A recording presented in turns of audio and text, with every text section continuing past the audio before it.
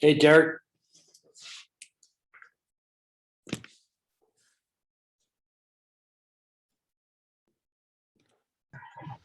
Hey.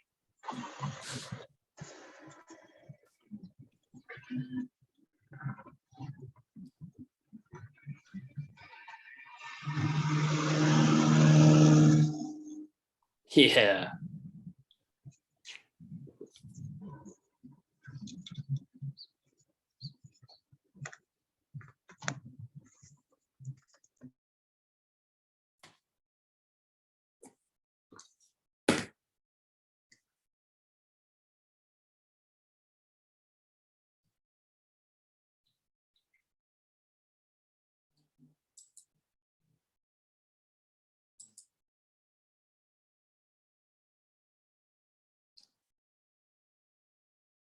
Okay, let me see here.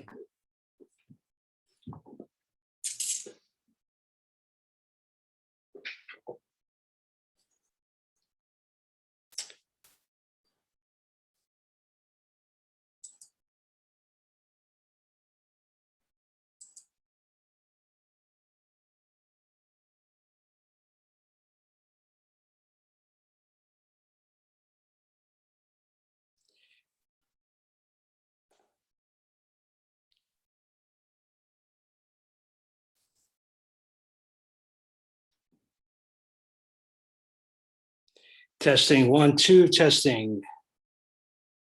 Testing, testing. Testing, testing. Whoop. Try again. Hello, testing. Testing. Okay, we're good.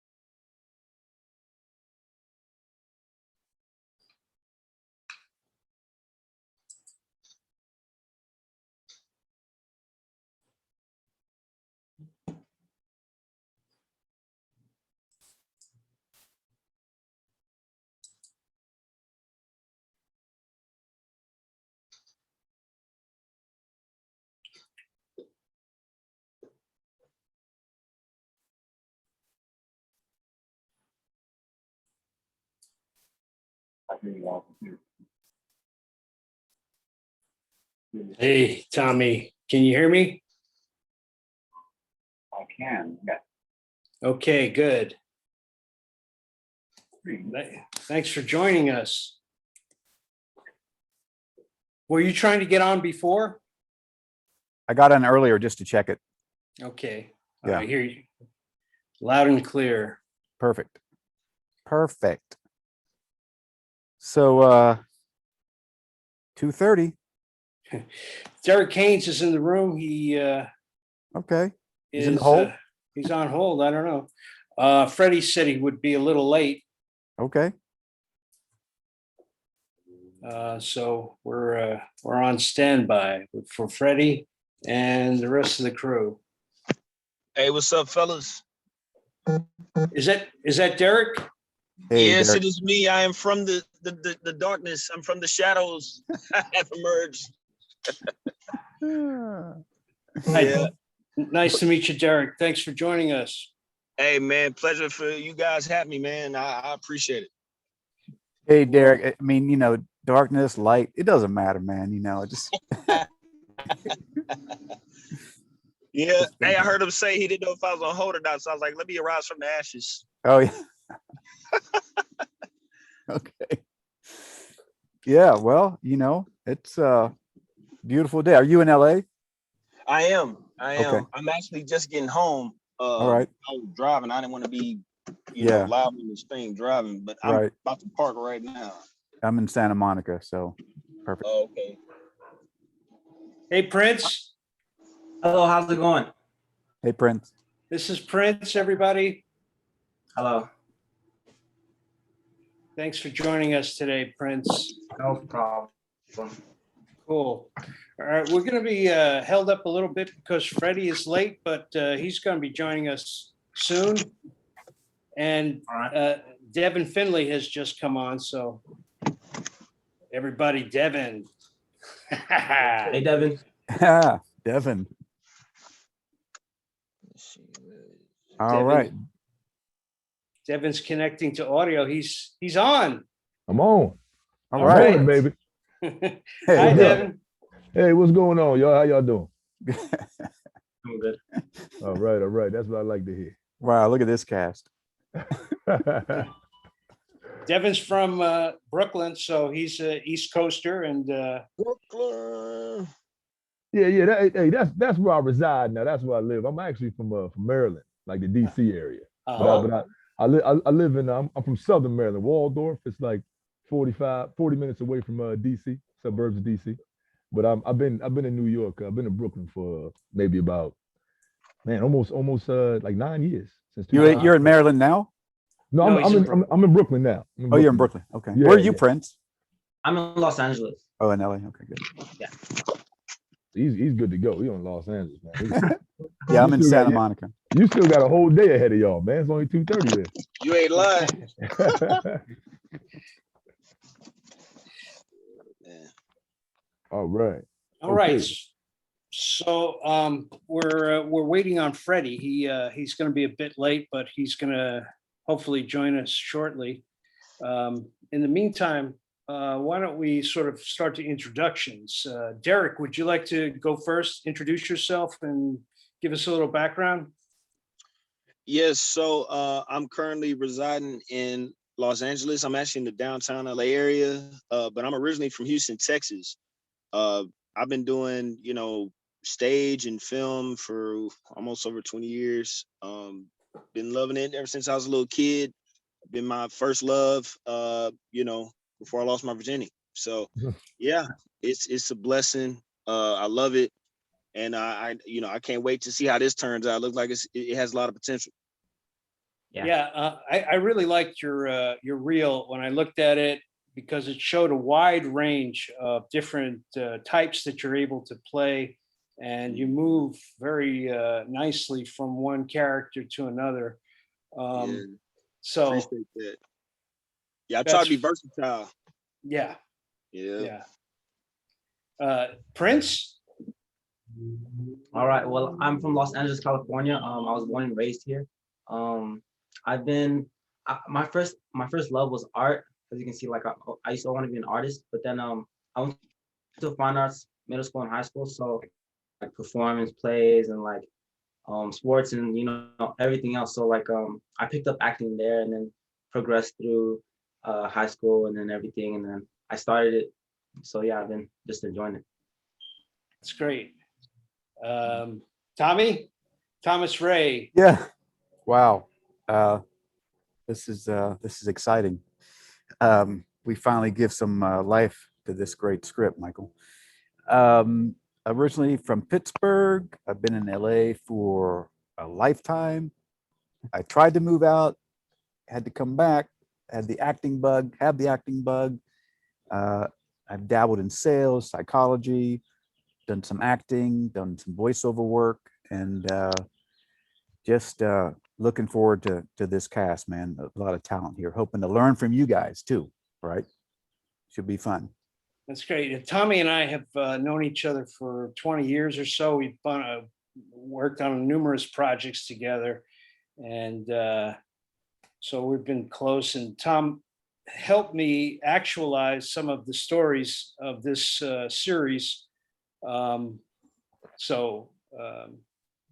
He's right there. Been intricate.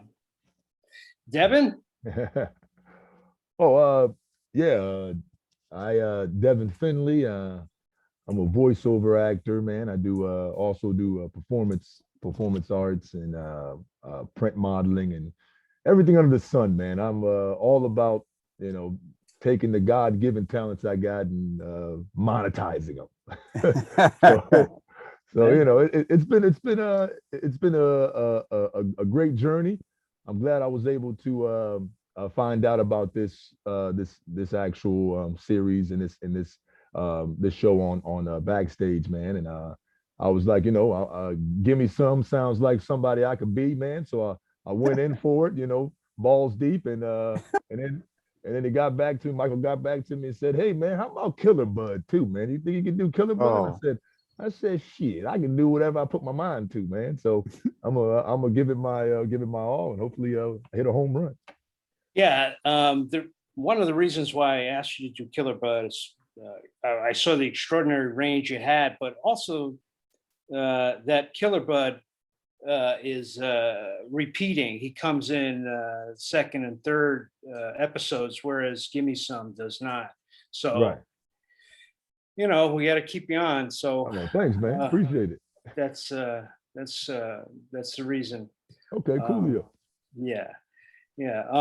So I'll give you a background about myself. I've been writing comedy for a long time. I started in theater and in New York City. I grew up and was raised in the Village there. I'm sure Devin knows the village pretty well. Oh, absolutely, man.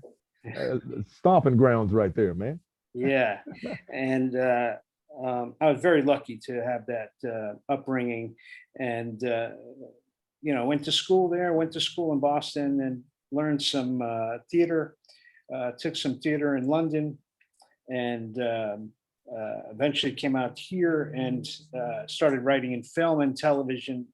And I've worked more in television and film than I have actually written for television and film. So I have a lot of ideas of producing and getting a good cast together and having a vision and, putting together a family. And that's what I'm trying to do today here, is put together a core and something that, we can all be proud of and see how far we can take this. And so far, there are no plans for the future with this, but we'll see. We keep going, and I'm going to be showing clips of this reading to a number of people to see if I can raise their interest. Yeah, because okay, here comes Kitty. Wow.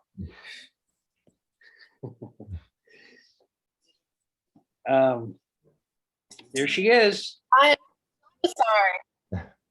I'm so sorry. Please forgive me, guys. I'm so sorry. I'm usually not. Hey, fashionably late. That's what we like. Oh, is it fashionable? Okay, I'll take it. I see them glasses. I see them. I see the frames you got. That's fashionably late right there.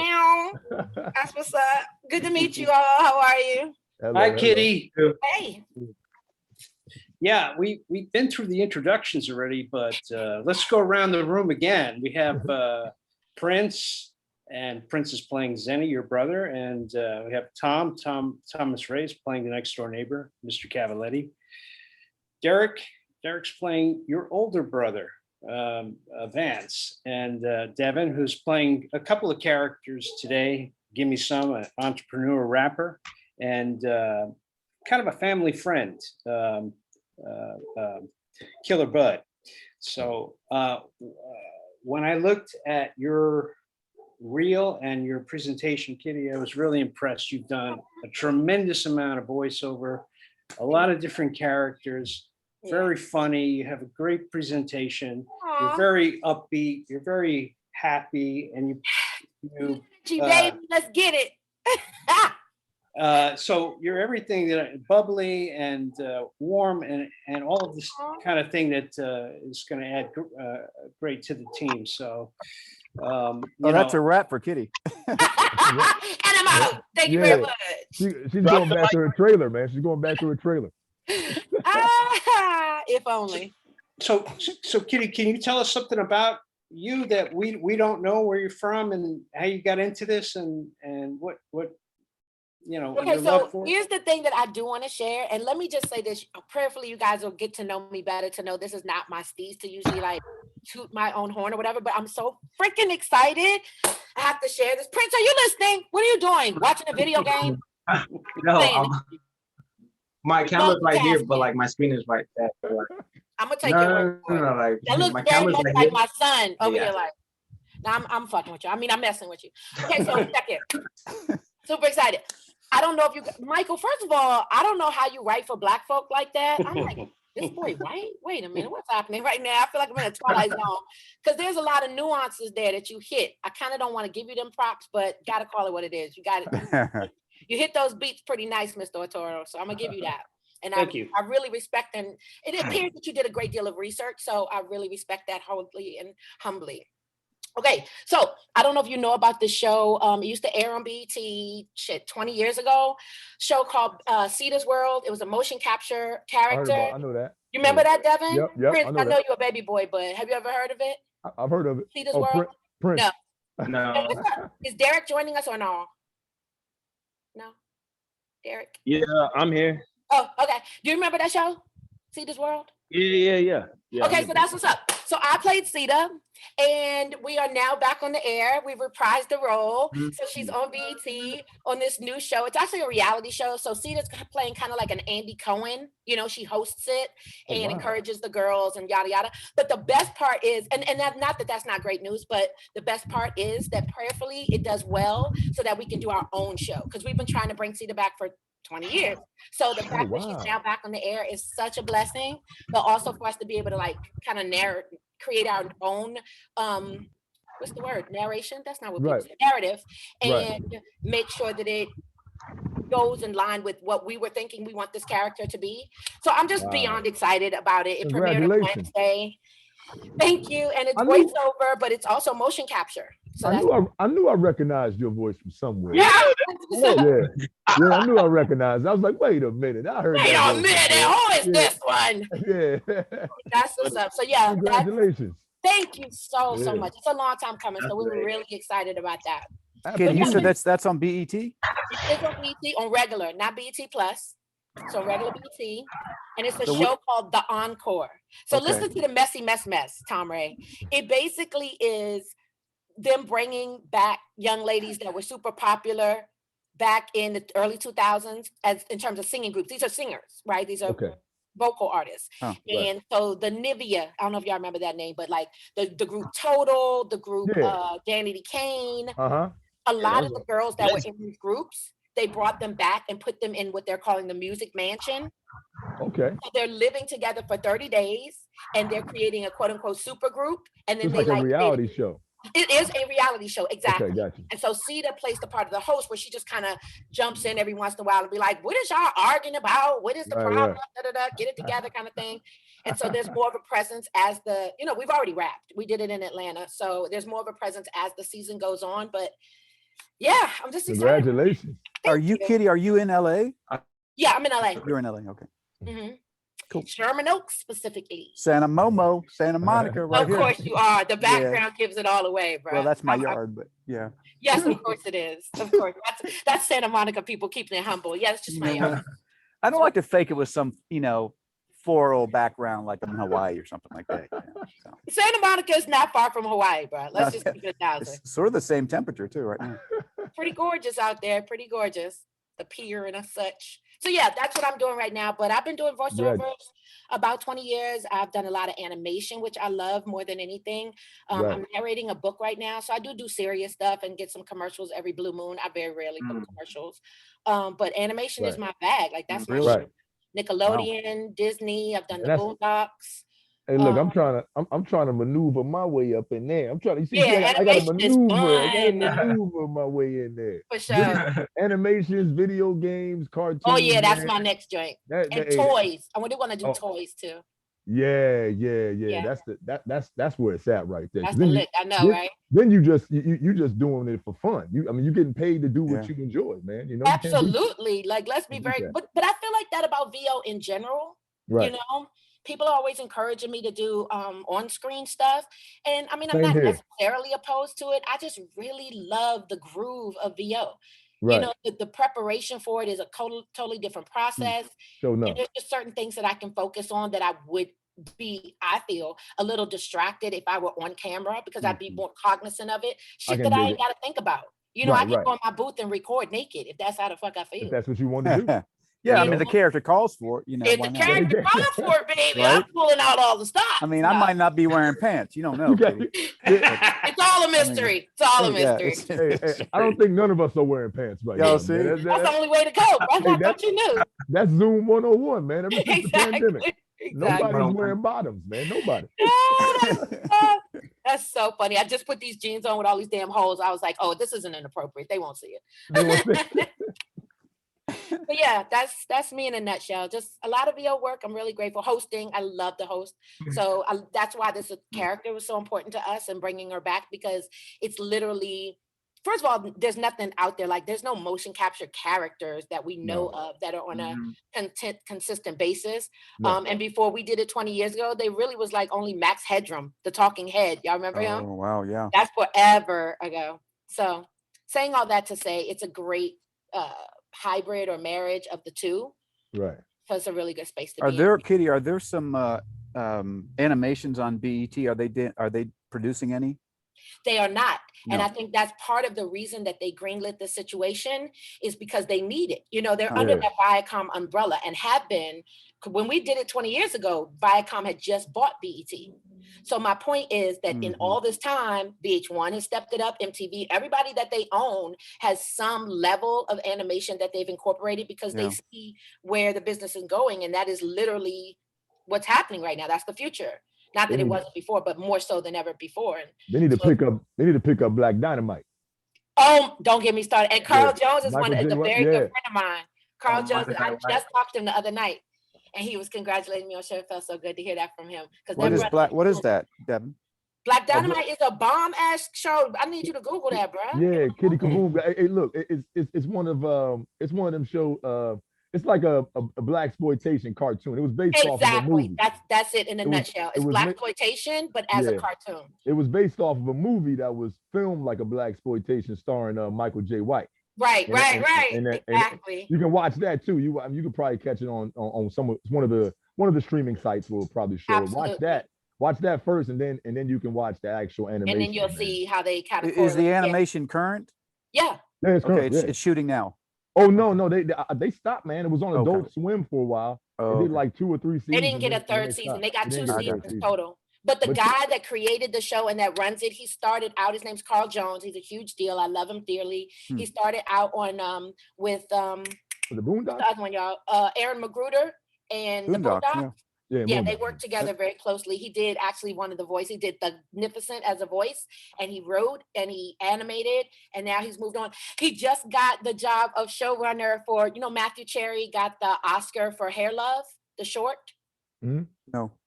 Okay, so there was a book called Hair Love. He made it into a short. It won an Oscar. It was kind of a big deal. Basically about this little black girl. And she was trying to do her own hair. Her father helped her out. Her mother was in the hospital. She had cancer. All her hair fell out. So the significance of it and coming back full circle. And, just us loving ourselves and like not apologizing for our hair not being quote unquote appropriate or professional or whatever the fuck they've come up with these days. So it's a great story, but it was just really well done. So HBO picked it up and has made it a mini series now. And Carl is going to be the showrunner, so I'm super happy for him. Oh, yeah, I'm a big fan of Boondocks. I've watched all the episodes, and I heard that it was coming back on HBO. Is that correct? It is. Yeah, it is. So I mean, I think this is a good time. This is one of the reasons why I started to write this, and the reason behind it is that there's it's a political message, and I think it's strong. And as we go on, things are going to get more and more involved with politics. And I remember I gave you a piece of the second episode to read for the audition, Kitty. And as you can understand in that exchange there's a lot going on. I mean, there's a lot of different layers of what we're all going through today. And that's what Aaron Magruder does, and he does so well with Boondocks. He mixes it with humor and sensitivity, and there's this wonderful relationship between the two brothers. And the fact that Regina King voiced them both in Murder. Yeah, I love her. She did a phenomenal job, man. She did. She's so good. Great. Yeah. So that's kind of what I'm aiming for, and I only have 4 episodes in mind, but I don't know how far I can take this, but got to start somewhere. It can go far. And don't short yourself, brother. You got this. I told you, it's very well written. I was very impressed. So it's only gonna go up from here. You got this. Yep. Very, very good. We're still waiting on Freddy. Freddy, we can't start without him because he's the star of our show. He's Geepaw. And Freddy's Geepaw, and he's told me he'd be a little bit late, and hopefully he arrives soon. So that's all right. I'll take it from there. I'll do Geepaw. Can we send him a gentle reminder? Send him a text, maybe? No. Yeah, I mean, Michael could read it, I guess. No, I was saying, can we send him a gentle reminder to come join us? Yeah, I'm gonna email him and see where he's at. That boy Devin said, "Let me seize the moment, man." Yeah, seize the moment, baby. Devin, you already got 2 rolls. Hey, look. He I said, can take listen, 3. and I can do 3. I And can do what? 4. I'll do 4 if you need I me. know that's right. Hey, look, Let him yeah. know, Devin. Let him know. You got to strike while the Whatever's iron's coming hot, your way. baby. Wait, real talk. You got to strike while the iron's hot, baby. Absolutely. Don't wait for it. Hey, I'm It'll about to seize the never moment. come. It'll Seize never the come. moment. I was gonna say, do we have a time limit? Cause I scheduled everything around this, so I ain't want to overlap nothing. Yeah, right. I think what you said, 2 hours, right? Yeah, 2 hours. yeah, 2 hours. I was hoping to get through the script twice. I may only get through it once. It shouldn't read more than 30 minutes, but I don't want to keep anybody longer than 2 hours. I know it's Sunday. Everybody wants to get on with their Sunday. I got the Puerto Rican Day Parade, man. Just came from that joint. Oh, really? Yeah, it was Puerto Rican Day Parade today. Yeah. New York? That's where you at? Yeah, I'm in Brooklyn. Yeah, First of all, y'all have parades every other day. I have to You say, do. I do miss that about New York City. You just come Absolutely. outside and everybody's out in the street. You're like, Hello. what? A beautiful thing. I will give you Yeah. that. Because Cali ain't got no damn parades. Nah. Nah. Oh man, y'all got sunshine though. That's a good Are you thing. Puerto Rican, Devin? No, my boy is Puerto Rican. I was Puerto Rican today though. Oh, yeah. I was a freaking Puerto Rican today, man. You couldn't tell me nothing. I was waving the flag and That's what's everything. up. Hell yeah. I'm whatever I want to be in that moment of time. In that moment, huh? You rapping to the fullest for whatever fits the bill. Hey, we was out there, man. We was out here, man, getting it popping, having a good old time, man. So it was beautiful. It's nothing not that you can't not have a good time living in New York. Like seriously, you have to be a real curmudgeon not to enjoy New York I City. like that word, curmudgeon. I haven't heard that Yeah, one in a long absolutely. time. If you can ignore the piss rising up off the street into your nostrils on sunny days, you're good. You're golden. Hey, well, you know what? Hey, a lot of these jabronis are getting they're learning now, man, because it's like, yo, people ain't tolerating that shit no more, man. People like, yo, put your dick in your pants and go find the bathroom. Exactly. It's just nasty. On top of the fact that y'all trash is out there past the parked cars. Come on. You've been in LA too long, man. Well, look, Kitty, you see what's going on in Venice. The sheriff's about to sweep it too. That's all these true. encampments, and I live, 2 miles from Venice. I go down there on my bike all the time, and all of a sudden during COVID, and God bless them, they put their tents up everywhere. I mean, they're trying to survive. Exactly. But, the businesses people have no patience with these homeless people. I mean, the businesses are hurting because people don't want to go. It's it's one really lady attacked somebody with a knife. I know. know. You guys got full-on shanty towns out there. Oh no, but we do. But they're we really do. Because think about it, if you was homeless and you had the coin to travel to a place where there's nothing but sunshine every day, why would you live in a cold climate? Yeah, but when you look at it, when you get into Santa Monica, nothing. Like none of those encampments. Like only in Venice. The minute you cross into Santa Monica, which is north of Venice. But you know what that's about Devin too, right? That's that tax bracket. Right. And they just didn't give them.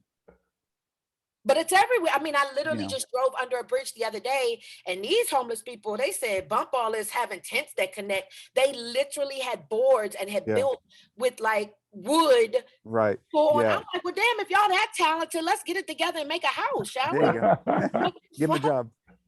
Yeah, but I'm not that person. Like clearly nobody chooses to be homeless. They must be going through something. It just breaks your heart because no matter where you go, I guess in spite of Santa Monica, most of the heavily populated place. I mean, think about downtown is booming right now, DTLA, but you're paying $2,500 for fucking studio or one bedroom, and you come outside and the homeless man is literally like at your front door, like, hey, what's good? Yeah. You in apartment 2B, right? Right, exactly. I mean, what are you gonna do? My heart breaks for honestly, and a lot the addiction and the mental illness. That's the thing, and it's just so hard. It's so hard to wrangle them all in. Yeah, it's like wrangling cats. It's not an easy thing to do. Hey, welcome to the United States of America. So the land of the free. More than others. It's difficult, but it just, I don't know. For me, it breaks my heart. It just means I need to work harder to add to the solution and not the problem. I'm so glad things are opening up so I can be of service. It's one thing to throw money at it. It's a whole nother thing to go feed them or, tutor them or help them out of this situation. Right. Like, what the fuck is the point of us being here if we can't help the next man? Yeah, hands on. You got to be hands on with your brothers and sisters. Well, I don't know. I guess we got the memo. It sounds like we all on the same page, but the majority of America, if I hear one more motherfucking person tell me it doesn't affect me, it doesn't affect my family, so fuck them. I'm like, wow, you really believe that, huh? Of course they do. It's about preserving whatever integrity they think that creates. Right. It breaks my heart. Like, And come on, that's not how we live. Do you know in Japan, of course y'all know, they had to wear masks long before COVID, because if you even have like a sniffle, it is considered so disrespectful to come out in public, and pass your germs to the next person. Yo, they don't eat outside either. Nope. You eat everything. All the food has to be eaten contained in the restaurant, in the house. When you go outside, you don't have no food in your hand. No, they don't do that walk and eat shit, huh? They don't do that. They don't mess around with that. You know, and ain't no trash. There's no piss, no trash on the street. Subway's clean. Nobody's begging. You ain't got to worry about 6 different homeless people asking you about, giving you a story and asking for money on the way to work. Yeah. You know, it's a big difference. Big difference. Yeah, that's because we're self-absorbed. It's all about us. Yeah, you might be right on that one. You might be right. I mean, that's been my experience anyway. Anytime Kitty, with your show, when are you always shooting in Atlanta? Oh, we wrapped. You wrapped, but are they going to shoot another season or? I mean, from your lips to God's ears, we'll see, babe. You know what I mean? We just it just aired last Wednesday was the premiere. I got you. So we got a lot of good feedback. From what I understand, we were trending and some tweets were viral and it was doing very well.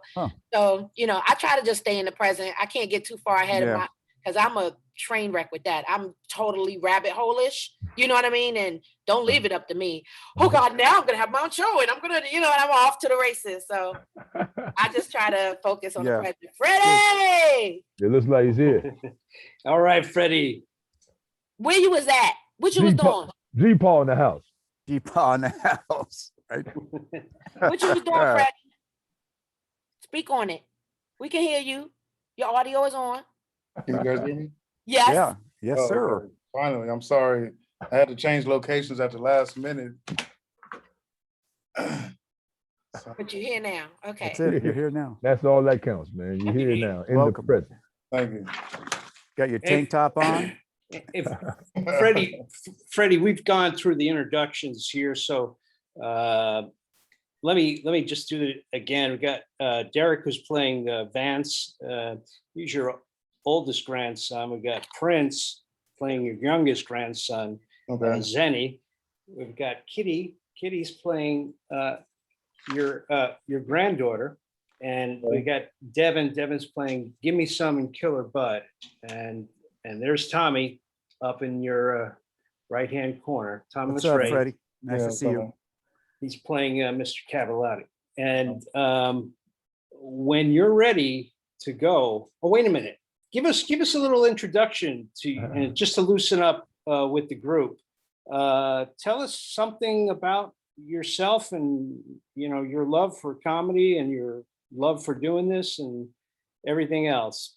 Well, I'll tell you, I guess it's kind of a funny story, like when little kids have the storybook records like Fox and the Hound or, whatever those Disney, I had that record player, but at age 5, I found my parents' stash of Richard Pryor records. Oh, shit. Wow. That's what I would go to sleep listening to until I got busted by my mom, busted in and caught me like a 5. I think she caught me when I was like 6 or 7. But it was already like 2 years into, instead of listening to the Fox and the Hound or Snow White, I was listening to Richard Pryor Wanted or the SLS album Alive in Concert. Oh man. That is business. You was getting put on game, man. You was learning early. Early. I had no idea it just sounded funny, but I didn't know what he was talking about, but it just sounded funny. But his animation, his voice, man, the way he spoke, the way he delivered, you know, that was it just, it caught your ear, man, at a young age, man. Yeah. That's amazing. That is amazing. That's pretty cut your teeth on the best right there, Freddie. Yeah. Right? Absolutely. So, Right. So as far as this script is concerned, I'm going to be reading the stage directions, but I won't read the parentheticals, which are the little bit of information that is below your name, your character name, as we go along. And I'll be reading some bit parts. One thing I wanted to ask you all to help me out with, when it says everybody join in. There's a little song, and it's kind of difficult for everyone to join in on that. But there's a couple of crowd sequences. Somewhere in the middle of the second act, Geepaw comes in and he's a millionaire and everybody's waiting for him and they're just having a good time. This party's getting going and he's coming out like a Sunday preacher and he's telling us all the good things he's going to do for everybody. And people are so overwhelmed and it's a crowd that's meeting him outside his house. So I just want everybody to join in and just improvise, throw things out like, yeah, man, give it up. You know, like that kind of thing. Like, yeah, Voila. Play off of him Okay. and have fun with it. So Okay, when it gotcha. says everybody join in. So voila, right, Michael? Voila, is that it? Is that what it's called? Okay, thanks, Kitty, man. That's something I gotta write that down because you know what? W-A-L-L-A. It's called voila. W what? A-L-L-A. Voila. W-A-L-L-A. Holla with the walla. What language is that? Some made up shit probably. I don't know. Oh, Probably is. Yeah. Yeah, So I don't that- think it's a language. I think it's more just something that they came up with after. It probably migrated from started as something else and then it became something Throw else. everything at the wall. Exactly. Walla. I guess all words are made up by somebody anyway. Absolutely. Somebody had to make You know, them they up. do a lot of walla and looping. I'm trying my best to get into a Oh. looping group. That's good money. Hmm. But anyway, I digress. I'm sorry. Walla. Okay. Mhm. Dig it. Look up looping too, just for your frame of reference. Okay. Walla and looping. Got you. Mhm. All right, is everyone ready?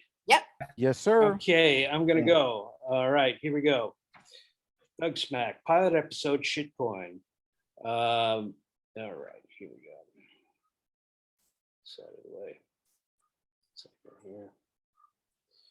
Thugsmack's house, Dave, fade in. The mail truck whizzes by the house. Mailman whips a packet of mail at the house. The packet of mail smashes into a planter and knocks it over. Geepaw Thugsmack, elderly black man, head of the Thugsmack family, comes running out of the house. He sees the mail and the planter smashed into 1,000 pieces. God damn, look what this bitch did. My favorite succulent. Pimp be too lazy to get his damn ass out the truck and walk up and deliver to the mailbox. Geepaw looks at the mail. He mumbles to himself, Cavaletti. Geepaw runs over to the fence, separating his house from his neighbors. Hey, Cavaletti! Cavaletti! Cavaletti, white elderly neighbor, peeks his head over the fence. Oh, morning, Thugsmacker. This the third time this month your cracker ass mail been misdelivered to my house. People be thinking you living here. Oh, my apologies. Oh, damn, look what they did to my succulent. Lazy ass mailman threw a mail bomb out the window of the truck and smashed my succulent into 1,000 pieces. Your succulent. What kind of crusty old son of a bitch like you has a succulent? Watch your ass, mister. It just so happens I got a green thumb, which is attached to a fish you be sucking on if you start talking shit about my succulent. Wait, no offense, crack daddy. Now, I know I didn't just hear you call me crack daddy. Just hand over the mail, if you please. Yeah, not before I find the check I can cash. Well, Geepaw looks at the mail, looks through the mail, and finds a Chicks with Dicks magazine. well, looky here. My, oh my. Chicks with Dicks Monthly. Hey, Pops, you breaking the law. You looking at other people's mail. Give it back. Since when do chicks have dicks? That's what I want to know. Yeah, well, since when do nosy bodies get all up in my mail? Ooh-wee. Look at this. A nigga chick with a dick too? Damn. You a shameless motherfucker, Cavaletti. Chicks be swinging they dicks all night long at your place. Mm-hmm. Cracker chicks, nigger chicks, ass smacking, dick licking, and all that kind of crazy ass shit going on. You a righteous pimp, ain't you? Listen here. You old heap of ghetto dung. Give me my mail. I thought this was a decent ass neighborhood where upstanding peoples could send their youngins to school and shit. Yeah, until the youngins drop out in the 3rd grade. You just crossed the line, sucker. How's about I put a little cheese spread on that saltine backside of yours and sick some rabid nigger dogs on you? Geepaw finds a Wall Street investor magazine. What's this shit? Wall Street investor. You crackers think you can rule the world with all your money. Well, I was a rich man before you moved next door. And you gonna be a dead man before I leave. Listen, I tell you what, neighbor, you keep our little secret quiet and I'll give you, let's just say a few stock tips to make you some real moolah. Let me ask you something, Cavaletti. Do I look like some crackhead you can just bribe? I'ma tell the whole wide world you popping pre-op trannies in they little fannies. Well, now just think about it now. You could be a very rich man. What kind of rich? You talking rapper rich? Well, let's just say you'd be able to buy 1,000 succulents. More succulents than you could ever dreamed of. As a matter of fact, you might even get your dick sucked by a succulent. Trying to be funny, dumbass? Now, how the hell a prickly plant supposed to give me a blowjob? Look, listen, we need to come together as one in a neighborly manner. Come on. Come together as one. Sound like you want to put your dick up my ass. No thanks. Shit, I'm already on stool softening as it is. Cavaletti's house, Dave. Geepaw checks out Cavaletti's collection of beer bottles from all over the world lining the walls of his house. Mitch's got some weird ass hobbies. Don't you crackers know when you finish a bottle of beer, you just chuck it out the window?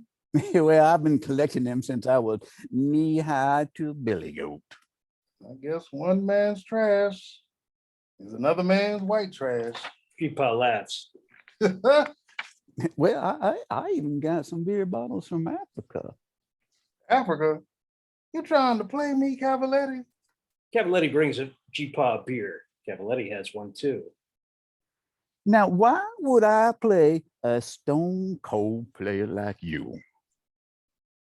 You know what? All this feuding aside, shit, you ain't half bad. Heard that, brother? We friends now or something? Hell no. Don't be calling me brother. They drink their beers. Now, what you gonna do to make me rich? Cavaletti's house, Dave. Cavaletti and Geepaw drink beers, watch TV financial news report on TV, commentator, and rapper Gimme Sum.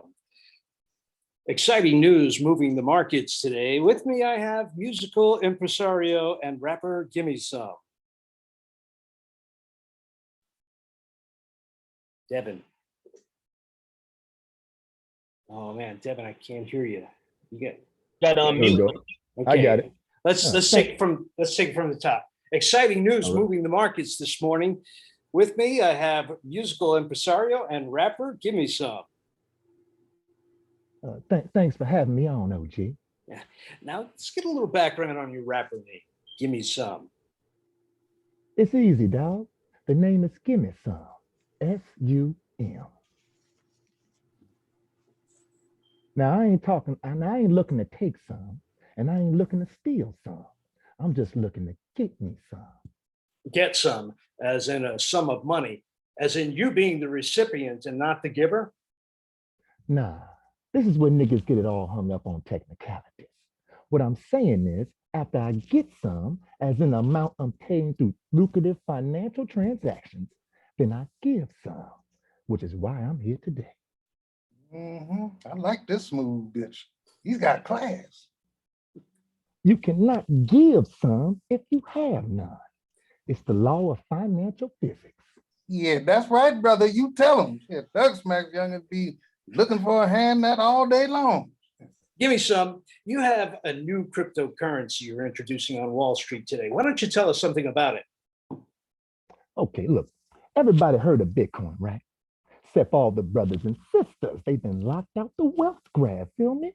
All the cash going into the wrong pockets. So today, I'm introducing my own crypto, Shitcoin. Shitcoin?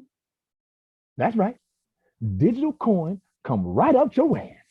It's gonna be worth millions. Geepaw stunned. He turns away from the TV to address Cavaletti. Cavaletti, you just opened my eyes to the possibility. Yeah, see, now you see where I'm coming from, Thugsmack. If you got none, you gotta get some to have some, and when you have some, you give some. You mean all this time I could have had some and I'm living with none? It's them damn youngins holding me back. Give me some of that shit coin. That's what I'm talking about. This could be some serious trickle down. But explain one thing to a nigga, Cavaletti. What the fuck is shitcoin? It's crypto you pull right out of your ass. Damn. Shit, I gotta get my ass down to Costco and get me a whole case of that stool softener now. Fade out. End of Act 1. Act 2. Thugsmack's house. Geepaw at the breakfast table reading Financial Times. Zennie Thugsmack, 15, comes into the kitchen. What up, Geepaw? Morning, Zennie. Zennie opens the fridge. Man, ain't no milk up in this motherfucker again. Lelah Thugsmack, 19, scantily dressed, also joins them at the breakfast table. No milk again? I ain't eating none of bone dry fuck ass corn pops for breakfast. Geepaw, thought you were supposed to do some food shopping with your disability check. Looks up from the paper. What the hell do I look like? Your damn butler? Why don't you thug heads use some of my stool softener? Shit tastes better than milk. Ew, disgusting. How'd you expect a thug baby to roll with stool softener on his corn pops? By shitting them out faster than you can eat them. That's how. That's not funny, Geepaw. And since when you start reading the Financial Times? Since I start investing in my future. Seeing as none of you around here ever gonna find a damn job. Zennie, you hear this? Invest in what? We ain't got two thugs to rub our asses with. Oh yeah? For your information, I invested $600 in shitcoin. Shitcoin? What the hell is shitcoin? He be talking bitchcoin. Can't afford no bitchcoin. I ain't talking Bitcoin. I'm talking shitcoin. Like the shit come out your ass? That's right. Like the shit comes right out of your ass. It sounds like you just talking out your ass. Ever heard of the goose that laid the golden egg? Well, it just so happens to, I just so happen to know a motherfucker who be shitting fat stacks right out his ass. So like some fuck ass fucker be laying motherfuckers right out his rectum? That's right. So I just took my $600 government disability check and made a sound investment in our future.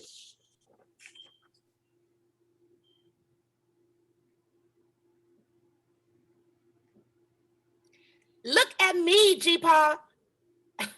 Now, don't be tripping on us. Where did you hear about this shitcoin? My financial advisor. Your financial what? You know something? You're an insane fool. Yeah, at least I don't dress like no wannabe hoe. Oh no, that's cold. See, that don't sound like my granddaddy running lip, cause that shit is cold. I seen chicks with dicks dressed more respectful. Ooh, you know what? I am about to call some people with white coats to come take this man away. You lit on nose candy or something. Geepaw. You spent your whole damn disability check on a coin that come out your ass. Meanwhile, we got nothing to buy food with this month. And we. We thought you was the breadwinner up in this thug den. Shut the hell up, both of you whiny ass little thug heads. Geepaw reaches for the TV remote and clicks it. Financial News Network comes on. Can't be listening to your asses jawing at me all morning. Shit, I got to check the earning status of my portfolio. On TV, commentator, rapper Gimme Sum. One of the most remarkable days in the New York Stock Exchange history. Shitcoin right out of the gate hitting $250,000 per coin. An absolutely amazing feeding frenzy. That's it. I'm rich. Oh my God. I'm rich. I'm filthy fucking rich. 250,000 motherfuckers a coin? Damn. You money. Geepaw. You rich. I'm the richest son of a bitch in this whole damn neighborhood. That's my man. Give me some. Yeah, give it to me. That's my boy. He laid the golden egg. That motherfucking gooseneck motherfucker. Gimme Some addresses the world financial markets. I get and I give and I take what I deserve. I parked the Lamborghini at the Federal Reserve. It's not about race. It's not about class. I pulled the cryptocurrency right out my ass. I told y'all niggas, I'ma make you rich. So bend over, Wall Street. I'ma make you my bitch. I told you, little Thugsmack. I told you. Vance Thugsmack, 22, collegiate type. He hears the commotion, comes into the room. What the hell is everyone yelling about? Geepaw just became a millionaire. Oh, Geepaw just became a millionaire. Didn't I just hear you call me an insane fool? Yeah, okay, but that was all before I knew you was a millionaire, G. Man, you a pimp now. You can't be holding a grudge. I bought myself some shitcoin, Vance. Now I'm thug mother rich. Shitcoin? What the hell is shitcoin? It's like Bitcoin, except it comes right out your ass. It comes right out your ass? Now, what does the coin come right out your ass?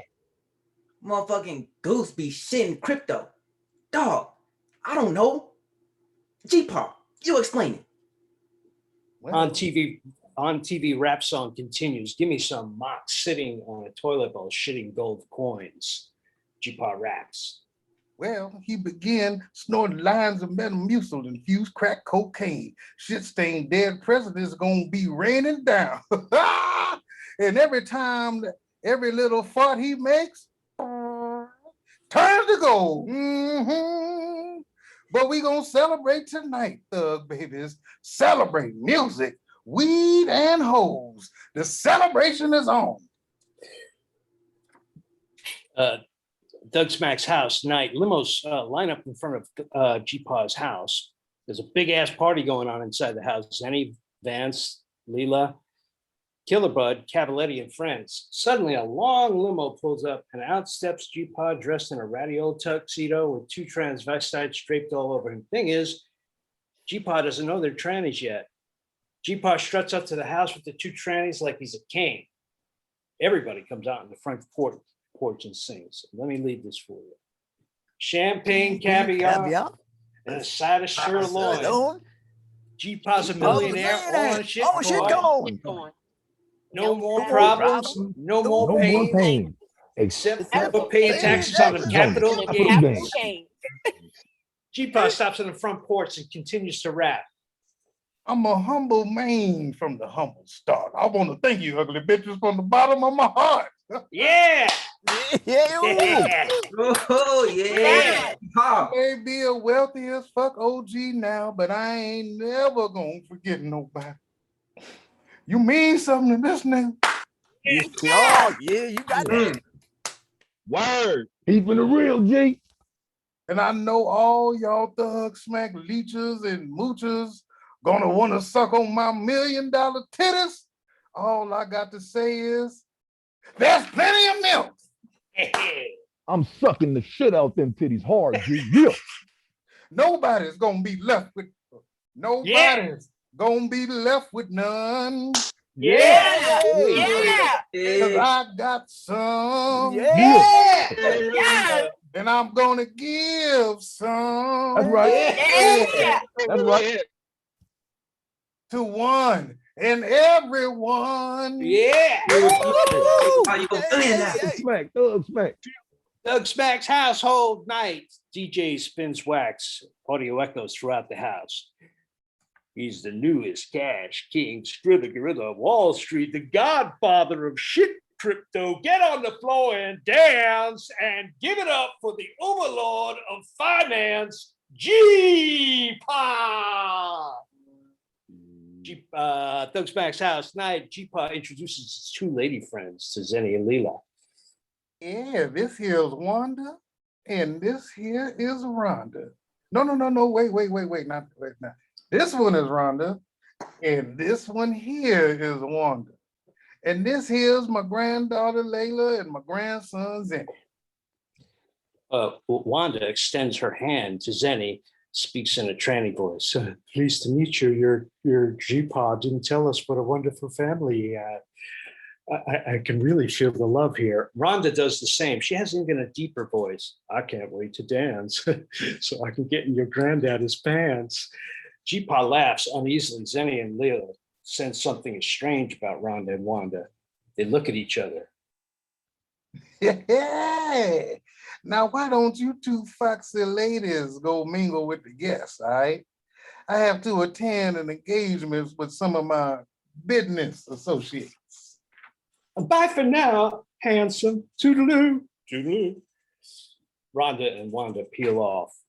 Mr. Johnson gonna bury his nappy self down in that coochie listen tonight. Yeah. Geepaw pumps his pelvis forward. Lelah and Zennie jaws drop. They look at each other. Doug Smack's house night. Vance corners Geepaw as the party continues in the background. I'm happy for you, G. Couldn't be a better man. And I'm sincere when I say I'll always be there for you. And how much money does your thug ass want from me? Damn, why you gotta be like that? All I want is like $1 million. $1 million? I'm looking to get my own ghetto spread with a pool out back, a Porsche in the driveway, and some high class, sophisticated ladies walking around with nothing on. I'm feeling that. Here's what I can do. I'll put you on my board of trustees at the minimum. What? I thought like 5 minutes ago, the brother said I'm gonna get to suck on my big ass titties you got. Every little bitch has got to climb the corporate ladder like I did. Little bitch, I'm your blood. Stop. You didn't climb no corporate ladder? Killer Bud approaches as Vance peels off in frustration. I want to submit my resume for your approval, Jake. Killer Bud whips out his resume. Killer Bud, what do you want? I'm applying to be your 24-hour-a-day bodyguard and valet, my man. You want high-end weed, top-of-the-line crack, bow tie, In-N-Out burger? I'm at your service. I don't need no damn bodyguard or valet. Japanese shujitsu massage, G. I got connections. Get some Japanese ladies to work your body with them precious little feet, sticking they dope little toes right in the crack of your ass. Ain't nobody sticking nothing in the crack of my ass. Glock 18, G. 1,200 rounds a minute, fully licensed, ready to roll. Truth be told, you a man of means now. You got cheddar to protect all them bangers. I'll be brandishing this biscuit right up in their grills, you dig? Don't call us, we'll call you. Anytime, any place, G. Geepaw sees Cavaletti dancing with Rhonda. Hold up. Now chill the music. Music stops. I want to give a special shout out to this honking motherfucker right here.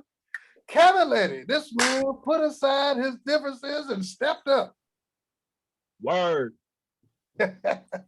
Now he thinks he can steal my lady? Give me some of that chocolate taco, Geepaw. Here's what he said to me. We got to come together as one. That's right. That's right. Come together. Yes. Come together. This is a man who walks the talk, and I'm proud to call him my neighbor. So before I buy his house and kick his ass the fuck out of here, let's hear it for Cavaletti. Cheers. Cavaletti laughs. Music starts up again. Geepaw grabs Rhonda by the wrist, and they leave. Geepaw's bedroom night. Geepaw is getting it on with Rhonda, kissing her, fondling her breasts. And after I finish with you, I'm gonna start on Rhonda. But I am Rhonda. All right then Wanda. Well, why don't you just concentrate on me, honey? Rhonda spins Geepaw around playfully. Geepaw smiles as Rhonda comes up from behind. Suddenly, Geepaw's smile turns into a look of, what the fuck? Geepaw whips around his body. Rhonda grins widely. Geepaw looks at her, down at her crotch. His eyes bulge out of his head. Vroom! Geepaw hightails it out of the bedroom. House. Night. Geepaw now back with others. This is still partying. Geepaw scans the room for Cavaletti. Cavaletti is dancing with Wanda. Geepaw scurries over to Cavaletti. Cavaletti, we got to talk. Well, what's going on? We got a serious problem on our hands. Them hoes ain't what they supposed to be. What you talking about there? The one I was with, Rhonda or Wanda or whatever the fuck. She got a dick. I thought you knew. What you mean you thought I knew? Motherfucker, I didn't know nothing. I told you I didn't mess with any of that kinky ass shit. Well, that's not the impression I got when I saw you walking with them this evening. Shut your mouth. You don't even know the worst part of this shit. Mr. Johnson is standing tall like a motherfucking flagpole in a stiff wind. Oh, my man, Thugsmack. He got himself an erection. Hey, keep it down, crackers. Motherfuckers in this neighborhood find out I've been getting it in with he-she's. You might as well flush my street cred down the toilet. Well, it looks like we both got secrets now, brother. Man, this is some fucked up shit. How did I know being a millionaire was gonna turn a nigga's sexual identity inside out? My gin sack is ready to pop, and I got the cracker from next door calling me brother. TV screen off in the corner of the room flashes. Breaking news. Gimme Sum arrested. What the fuck? Hey, Cavaletti, check this shit out. Geepaw runs over to the TV, snatches the remote. Kill the music. Everybody shut up. Suddenly, everybody goes quiet. Geepaw turns the sound up on the TV. Gimme Sum, the musical impresario, rapper, and cryptocurrency creator, has been arrested for insider trading tonight. Details are sketchy, but the news has sent Shitcoin plummeting down to zero. Oh. Graphic on TV, Shitcoin now worthless. That's right, Shitcoin, the cryptocurrency you pull from right out of your ass, is now worthless. Geepaw quietly shuts the TV, turns to everybody. All right, you thug heads. Party is over. Everybody out of my house. But I live here. All right, then, with everybody else out of my house. Come on, let's go. Move it. Damn leeches and suck-ups. Everybody clears out. Cavaletti out. Take them damn hoes with you. And don't ever show your face around here again. Cavaletti leaves with Rhonda and Wanda. Geepaw looks around at the mess left behind. Zennie, Lelah, and Vance as well. Damn. Look at this devastation. All I wanted was a little scratch for my grand thugs. Give them a chance. Give them an education. You wasn't nothing but a sucker. Admit it. Besides, school's for people who don't know nothing, Geepaw. Shut up, both of you. And you, Vance, I wanted to get you that ghetto spread with a Porsche and the pool and naked hoes all over the place. Thought you was playing hardball with my ass, G. Hell no. You my #1 priority, fam. I love my little thugs. Ever since that smiling bitch daddy of yours left you 3 youngins on my doorstep and ran, that's all I ever wanted. To give you something, but it ain't gonna happen. I had some because I made some, and I gave some, and now I got none. And when you got none, you might as well be done. That was excellent, Freddie. Thank you. End of Act 2, Act 3, Thugsmack's house. Geepaw is sitting at the breakfast table, just staring into space. The house is still a mess from the party the night before. Leah and Zennie come in to join him. Morning, Geepaw. Morning, Geepaw. Morning, little thugs. Geepaw, we just want to say we're sorry you lost all your shitcoin. Yeah. Easy come, easy go. You were a straight up granddaddy tycoon. We had everything we ever dreamed of. Cash be flowing, weed, tunes. Geepaw even had himself some hoes. Well, at least they were dressed as hoes. You got something you trying to say, Zennie? My pimp looked like he had chemistry with them hoes is all. No, I didn't. I didn't have no damn chemistry with them hoes. Look, I ain't passing no judgment. If Geepaw wants to bump and grind with some he-she's, that's on him. Motherfuckers, I ain't bumping and grinding with no he-she's. Geepaw, them two was dudes dressed as women. Okay? I know that. Damn. You think I'm blind? Shit, I don't care what they do in their privacy. Them niggas can pack fudge till the cows come home for all I care. Shit. What's the matter with you? We're just saying, Geepaw. A lot of motherfuckers go both ways. Ask me something. Do I care which way some butt surfing ghetto brothers go? We're just proud that our granddaddy is so open-minded. Listen to this. You bitches got me damn near marching in some pride parade. Vance joins them.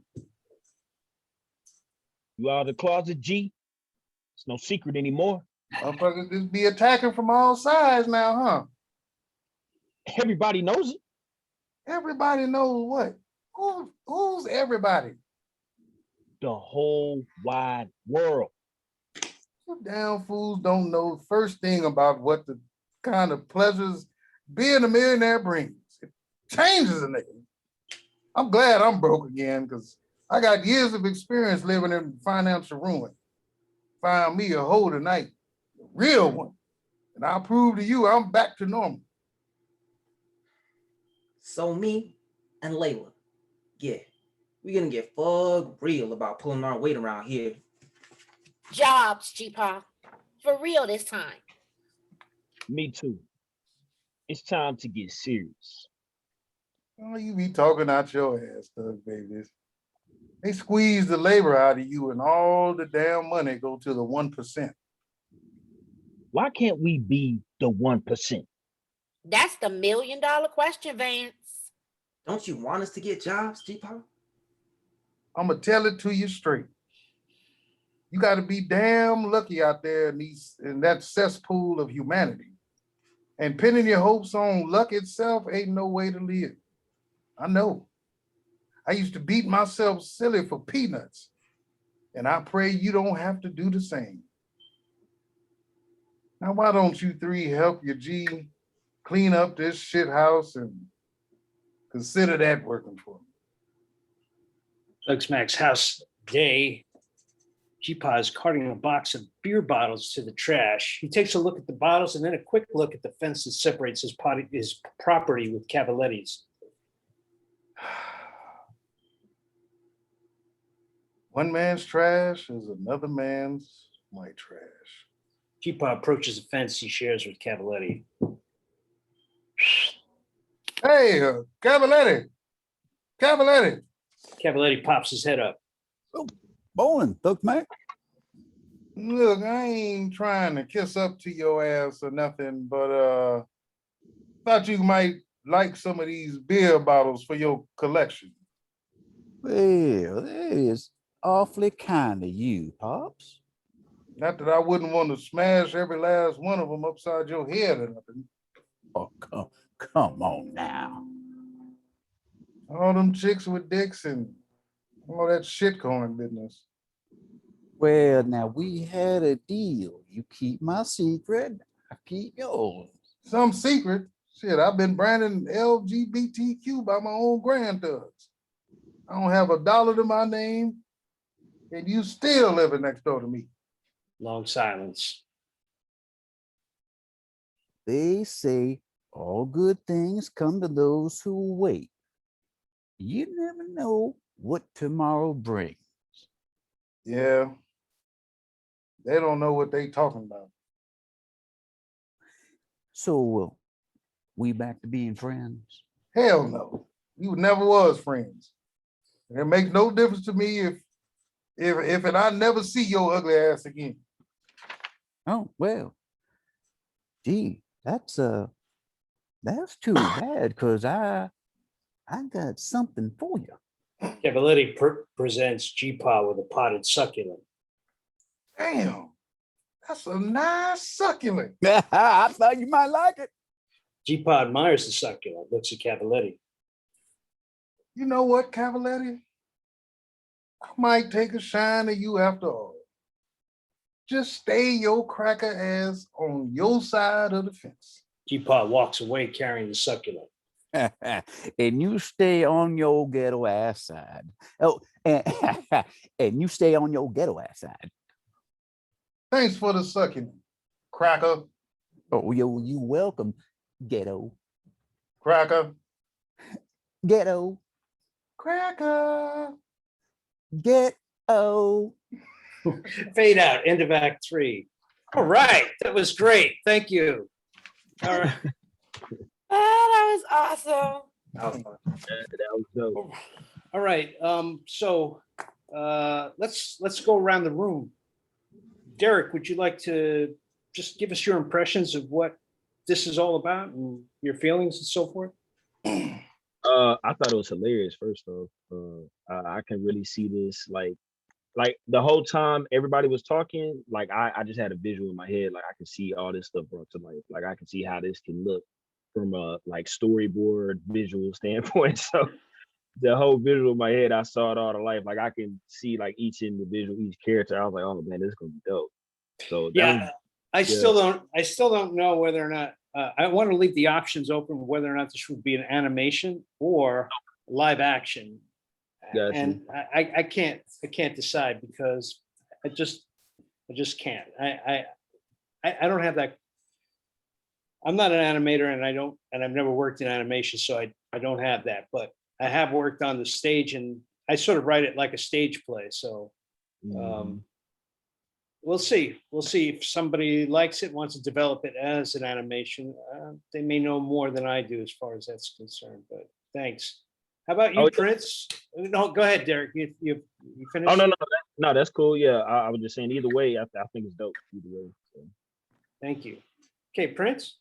So yeah, I got like strong like sitcom vibes from it, like the whole like fade in, fade out, and like the towards the end too, like when they're like saying like ghetto cracker, like it's like a bit like it's very strong and like I like how it goes back and forth and like I got very comedic strong language vibes from it. Like I feel like it would be like on a Netflix kind of thing, you know, like that's the kind of vibes I got from it. So Yeah, Netflix, man, that would be great. And you know, as we learn more about these characters, I have to tell you a secret. I'm researching and writing this third episode of this where we go back in time and we learned that Cavaletti and Geepaw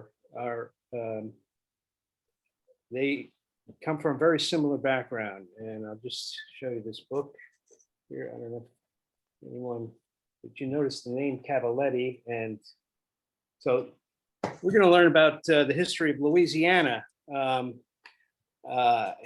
how Italians and African Americans worked together and grew together and then grew apart. And so eventually we're going to learn about these people becoming, these two families are a lot closer than they know that they are right now. So that's going to be fun. Thomas? Wow. I mean, we pulled this off. It was amazing. You guys, I mean, all of us did so well. I was struck by the heart in the piece. You know, you don't see that, you don't feel it until those voices give it breath. There's a lot of heart to this, Michael. And as Freddie did right in terms of slowing us down, you know, I think Freddie did great when you could tell he was emotional about his loss. And it brought us all sort of together. We all start feeling for him. And I didn't see that coming. And so, you know, I don't know, you know, maybe Kitty knows more about the animation side of it. I keep seeing this as animation because I think because of the language and all that, it just gives you more freedom. But great job. Thanks, Tom. And Kitty. Yeah, I told you at the top, but now just as you spoke on it, Tom, hearing it come to life and hearing Freddie fucking body that role, first of all, big ups to you, Freddie. Who knew? Like you bodied that shit. Real talk. That was excellent work. Yeah, I see it as animation too. I mean, if there's a vote to be had, that would be mine, simply because of what Tom said. I mean, that's why I really love the character that I've been able to reprise, because there's things that she can do and say that live action you can, but it, you know, it creates maybe an awkward beat here, or people side-eyeing each other like, oh, he's really pushing the envelope. You know, to be able to, as a white man, really tap into a culture that is oftentimes, especially in these times, everything is so very sensitive, and lots and lots and lots of people could look at this as, I mean, you already know the backlash, I'm sure, could be huge, but if you do it right and it appears that you've done your homework, you know what you're talking about, it definitely sounds authentic in the voice that you've created for all your characters. They sound very authentic, like they're coming from a real place, and the backstories and stuff that you've created, they all sound very authentic. I think personally, again, not my place, but I think it should definitely be animation, because you can just work so much more with it. You can create such a diverse situation. And the one thing that I visualized, because I'm with you, Derrick, I kept seeing this in my brain as we were talking, is the movie, of course, now I can't remember, but Ice Cube, remember, was in it, Cat Williams, just, it's a classic. So I'm real mad that I can't remember the name of it, but damn, that was a great movie. Remember that they had the house party, and then the lady was like car wash. Was that Friday? Friday after Friday. Was it Friday though? For some reason, I don't think it's Friday, because Mike Epps. Okay, so there we go. Friday. Okay, I feel The third Friday. all right. Don't take my Yeah, black card, Friday. y'all. I apologize. I don't know why I couldn't remember that. I had a brain fart. Yeah, Friday, the epic, iconic Friday. Michael, you've seen Friday, right? I have to see it again, but I very reminiscent of that party scene, right? Where they in there getting it in, and then this is misconstrued as that, and I thought it was this, and Cat Williams down on the, you know, he about to get fucked in the butt by the one that can make his text. What's his name? Terry Crews. I'm the worst with names. I'm sorry. Yeah, Terry Crews about to rough that ass. Like that all just came into my brain. I was like, yo, this is happening in that vein. So I think you tapped into something amazing, and I don't know. I think animation, if again for the third time, right? Do it that way. Do animation. I can help you with like costs, and I have a project of my own. It's being done right. A sizzle is being created for it with an all black animation company. They're actually out here in Cali. You know, I think I am very impressed by it, and I think you could do a whole lot with it. Thanks, Kitty. There's an all black animation company. Oh, Damn hell right. yes. Hell yes. I mean, Devin, the black folks own it. You know, it's a black. Oh, okay. Yeah, that's what I meant. Everybody there is black. Oh, I don't know about that. I They don't don't think that's hire the case. everybody but black.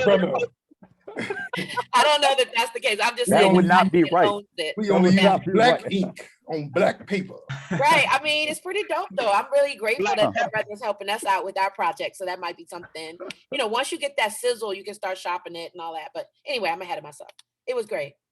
thank you, Kitty. Devin, I'm gonna say animation is the way. My vote is animation as well, man. You know, once you find some artists, some designers that can put it together, because you know you just have a lot more freedom. And when I see like a Boondocks style show, man, and they were able to get away with so much, you know, like you know on some Dave Chappelle's type, you know, the Chappelle show type stuff, man, but a cartoon version. They were able to get away with so much on the Boondocks, man. I think with that, man, you can really stretch the comedy and stretch the humor.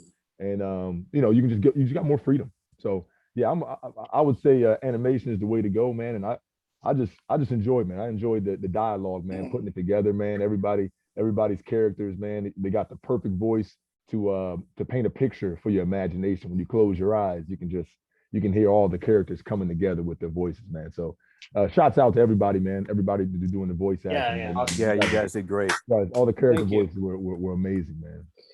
and Freddie, Geepaw. Freddie. you work very hard this episode. It's all on you. So, do you have anything to add? I mean, I definitely would love to see this as an animation, but I mean, if we all do live action, that's cool too. Just to be, you know, doing as long as we do it. Yeah, right.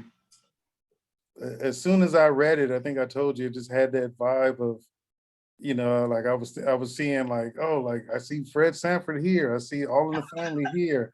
I see Jefferson's the Little Jeffersons. I see, you know, I was able to see the whole story and the whole thing coming through. And yeah, you have the thug shit and the thug smack shit or whatever, but at the same time, it's like, I feel like people right now try to pretend like they're politically correct and all that's bullshit, and behind closed doors, I feel like this is how people are really talking. This is what people are really thinking. Mm-hmm. And this really sheds a light on realness, like real, like you have the fluff of it, but then still I know. in realness. You know, when we get into the second episode, which I hope everyone comes back for, and we read the second episode, we get into this cancel culture and what is offending people, because I know they're out there and I know they're going to be offended by this, and there's people who are going to enjoy it too. It's just take it for what it is. It's humorous. We're trying to make people laugh here, have a good time. Yeah. But I know there are going to be people offended because simply that's their job, is to be offended.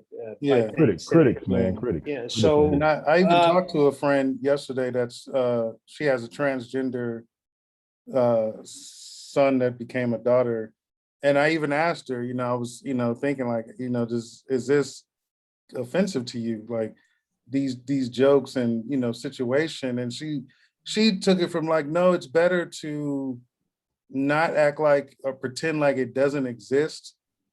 It's better to talk about it, and these are ways to open up those things and talk about them.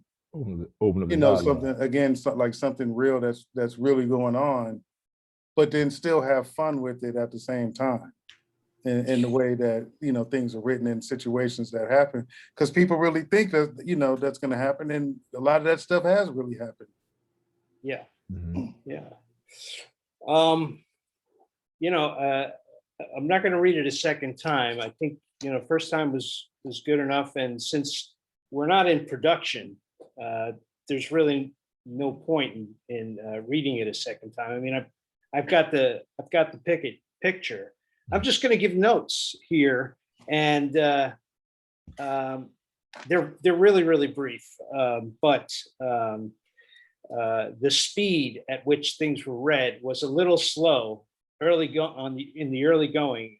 Tom and Freddie, but that's kind of being unfamiliar with the script and the pace of things, but it has to move a lot faster than that. And I'll talk to you, Tom, in private and help you out with that. Prince, I really liked the way you picked up on Kittie's energy. That was the master plan behind me casting you in this role, because I know you're a shy guy. You're the shyest guy. You're young, but the thing is that I knew if I put you between Freddy and Kittie, things would change, because you're going to feed off of their energy. You're going to see how free they are, and you're going to join that group, because they're yelling and screaming, you know, and you got up there, you hit those high notes, especially when you said Bitcoin. Bitcoin. I mean, you're angry about everything. When you come into the kitchen, you open up the refrigerator, and you see that there's no milk there. It's kind of like somebody threw a brick through your car window, and you come in, like, oh, you know, this is the worst thing. So you start off on that high note, and you carry that anger energy throughout. It's comic anger energy throughout the scene. Okay. There is one line I'd like to briefly talk to you about, the line where Zennie says, "So the fug ass fugger is shitting motherfuckers out of his rectum." It's kind of like you're trying to make sense of this whole thing. You're trying to make sense of this whole thing. And you say, okay, let's just stop right here. Let me try to make sense of this. This fug ass fugger, because everybody's using the word ass, and you use the word rectum. And that's the joke there. It's like you're trying to figure this out with a new word, you know, that anyway, you know, these are the kind of talks we would have if we were in production and we were going in. Right now, I'm just in lieu of going through the script again.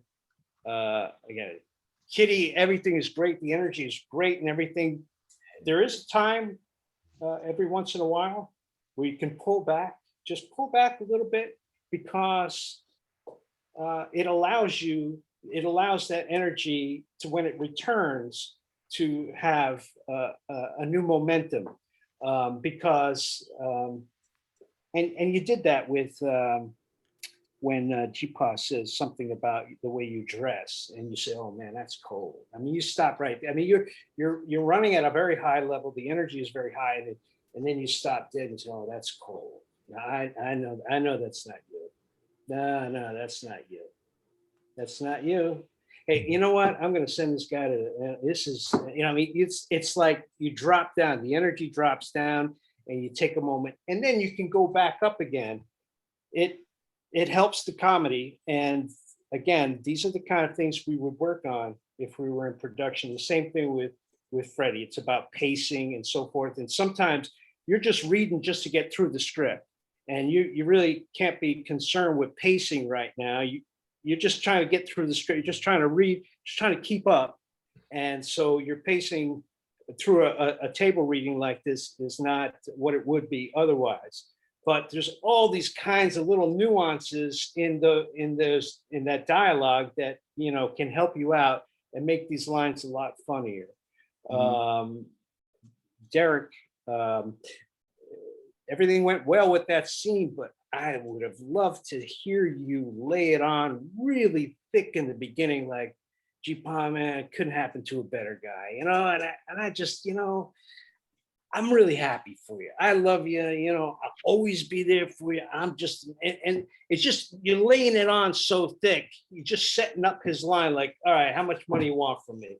You know, so if I were directing this and we were shooting it, I'd start you off at that point, that very, very high point. I mean, you lay it on so, I mean, just, and then you walk away totally frustrated. What are you talking about? I'm your blood. Oh man, you know what?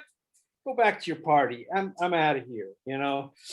Because he says later on, I thought you're playing hardball with me. I said, no, I was just fooling around. I love what came out of Geepaw, because, you know, he comes out and he's rich now and he wants to give his money out to his family and everything, wants to help everybody.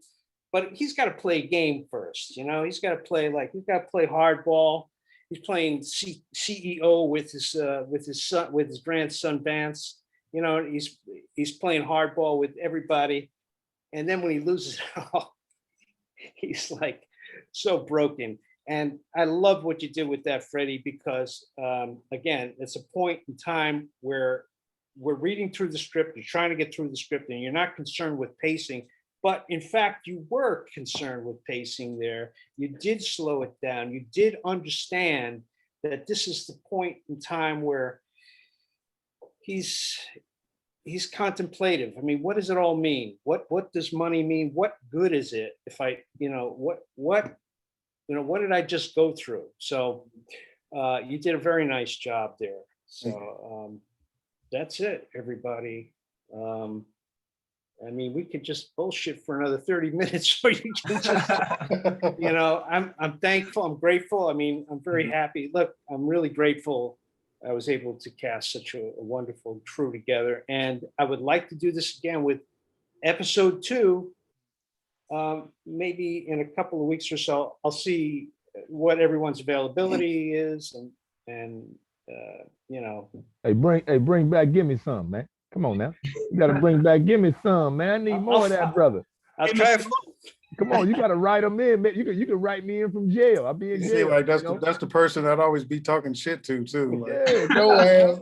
Hey, you can have an interview with Gimme Sum in his jail inside. Jail cell, huh? Yeah, in his jail cell. The news company. He kicked it all off. You know what I mean? So to have him show up every once in a while would be kind of You back again? right? Like, nigga, did you already go under? But I got a new idea. Now what you do? Selling bean pies. Get the give me some in the courtroom, man, pleading his case, man. Come on now. He's his own lawyer. All right. Breakout character. Enough. I just like you. I see a vision, man. I like all the characters, man. Everybody's good. Yeah, you did an amazing job, Michael. Very good. thorough. Thank you. Thank you, man. Thanks. All right. Should we say goodbye? Yeah. Get back to your Sundays. So I guess we'll learn via email whether or not what people's time is and when and if we can all be back on board. I will be here with bells on. Yeah, hey, me too. I'm back. 2 thumbs up. I'm in it to win it, man. I'm in it to win it. Good job. Great job. Great job. Yeah, thank you guys. All right. All right. So we'll read episode 2 sometime soon, within the next couple of weeks or so, and I'll contact you, see how your availability is. And Kitty, your part is much bigger in episode 2. It's very, very important. And as far as what's going on today and how, you could say it. White folks crazy, Michael. Yeah. White folks crazy. Don't say it. Y'all motherfuckers crazy. Crazy, they're trying to apologize and do shit, and they're just making things worse. Yes.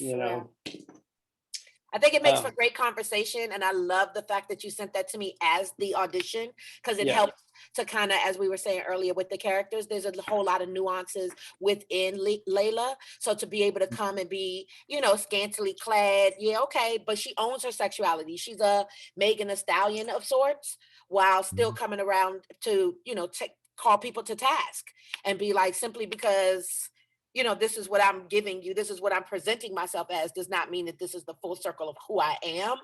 And please don't be confused about the two. Kind of reminds me of the character that I was telling you about, because that character is very ghetto fabulous or whatever. So she do a whole lot of this.